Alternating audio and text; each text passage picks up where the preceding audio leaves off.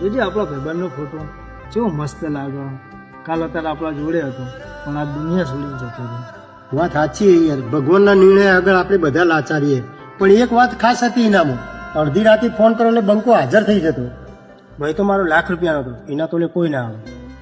અમારી તો ખાલી માં જ અલગ હતી ભઈલું, પણ અમે બે તો હગ્ગા ભાઈ હોય ને એમ કરતા વિશેષ રહેતા હતા. હું એના જોડે ગમે તેટલો ઝઘડો કરું, એના જોડે ગમે તેવું વર્તન કરું ને તો એ મને એમ કહીને જતો રહેતો કે આજથી આપણી ભાઈબંધી પૂરી. પણ હવારમાં દાડો ના આવી ગયો હોય ને તો એ ભાઈનો પહેલો ફોન મારા ઉપર આવી જતો.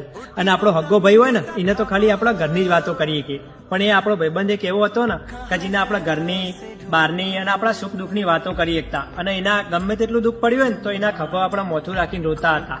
હે ભગવાન, તને એવી તો હું ખૂટ પડી કે અમારા ભાઈબંધોમાં એક તે અનમોલ ખજાનો લઈ લીધો. બસ એટલી જ પ્રાર્થના કરું કે હાચો જ મારા અનમોલ ખજાનો. मस्ती में चलता था वो,